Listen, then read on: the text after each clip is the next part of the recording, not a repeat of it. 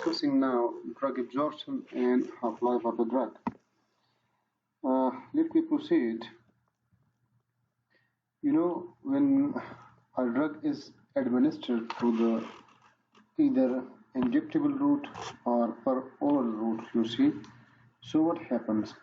It goes and it is then reaches the stomach, and if it is in tablet form, so it goes and dissolves.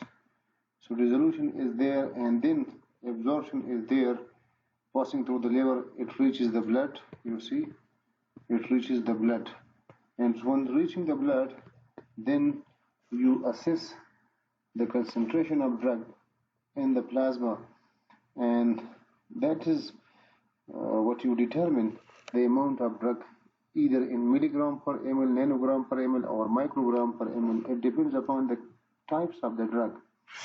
Nevertheless, what is important to understand is that you determine the plasma level of drugs with respect to time. And when you determine that with respect to time, so what happens in bloods? Initially, its concentration is less, then it is increasing, as more increasing, and increasing until it reaches the maximum peak. Then it goes to the phase of decline, and you see a phase of decline till its concentration completely become zero. So this is just purely a diagrammatic representation that as the time passes on, the concentration is increased, and then it is followed by this is an increase, and then it is followed by a phase of decline. And this decline is attributed through elimination. So it means the drug is eliminated from the body, and this part is called as absorption of drug. Remember, this is as per oral route. So if I write for you just like plasma concentration time curve, time is taken in hours, and then the blood concentration or plasma concentration of drug, the concentration of drug inside the blood. So what will happen for the oral route? It will go like this one. This is the absorption, then it distribute, and then the phase of decline is there, and it's going to eliminate. So this is elimination, and this is absorption, and this absorption is a function of time, and remember, this is the maximum concentration. This is the maximum concentration, Cp maximum concentration, plasma concentration maximum. And if we draw perpendicular from here, then it is called as the time at which the concentration in the plasma is maximum. This is called Tmax. And remember, if this is 100 milligram per ml, this what you can say, this is drug A, and this drug A peak plasma level is 100. So one half of peak level is what? That is 100 milligram per ml.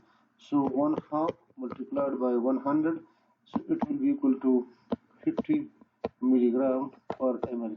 And remember, this 50 milligram per ml will be plotted somewhere else. If this is 100, so this is 50, milligram per ml, and make a straight line from here till it touches the elimination curve. And once it touches the elimination curve, then draw a perpendicular from here, and remember, this is the time at which the peak concentration is reduced by one half,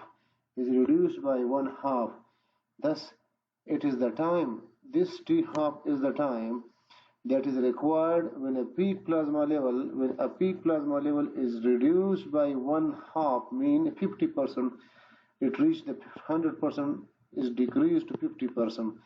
So this is the plasma elimination half-life. Why is plasma elimination half-life? Because this is on the elimination curve, Now, if I carry you to this particular graph, so remember, dear student, Uh, by the definition, absorption of drug is the concentration of drug that reaches the blood, especially of the recipient. But when you rate this with respect to time, meaning the concentration of drug, that how much concentration of drug reaches per unit time, then it is called as bioavailability. So the factors affecting absorption or factor affecting bioavailability will be the same, as both are dependent upon the concentration of drug that reaches the general circulation. So this is what we have a drug A, and these are the plasma concentration you see in milligram per ml, and we have plotted that with respect to time.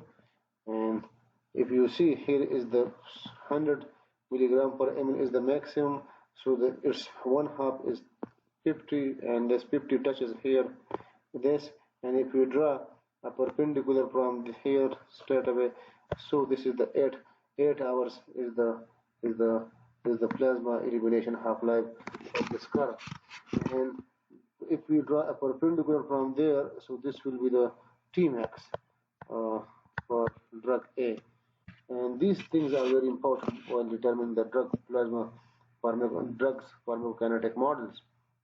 If we have this is drug A, and then similarly you have a drug B, and this is its plasma concentration milligram per ml, you see, and these are the timings in hours. So now you can see the in drug B, which is being presented as in green form, you see. So here its CP maximum is 60, and if that is 60, so 60 is reduced to one half of the 60 mean that is 30. 30 is somewhere else here, 30 milligram per ml. And if you draw a parallel line here, so it is going to touch the green line here, and draw a perpendicular from here. So if you draw a perpendicular from here, so this will be the 10 hour will be the half-life of drug B in this case. And if where is the concentration maximum, this is the concentration maximum. So if we are going to draw a perpendicular from this maximum going down till the x curve, so 5 hours it will be the Tmax of this drug B. But remember, Tmax of two different drugs can be the same as well, and similarly half-life can be the same as well. But this was just for your understanding. So what is important? The plasma elimination half-life of a drug is defined as the half-life of a drug is the time that it takes for the amount of a drug's active substance in your body to be reduced by one half. I hope now you understand the concept of plasma elimination half-life and the factors affecting uh, absorption. These will be the factors that affect the absorption, the nature of the drug molecule, its solubility, its pK value, absorption values, and ionization constant, and the particle size of the drug. Dosage forms, for example, syrup, tablet, and capsule. So syrup will absorb easily because they are dissolved easily, and similarly, then what you can say, the tablet, capsules you see, and other dosage forms do affect the amount of drug that reach the blood or the general circulation. So also the amount of drug that is administered, the more the amount of drug, the more will be its absorption, and concentration gradient among the intestine and the plasma you see, and in the thickness of the basement membrane, which is increased in certain cases if your patient is suffering from edema, you see, like in case of congestive heart failure and digoxin, what you can say, absorption is then decreased because it has to pass through an expanded or uh, edematous wall of the intestine, and that can create problems. Of course, the peristaltic movement of drug of the recipient is going to affect the drug's absorption as well. Then, and all these factors will affect the absorption of drugs.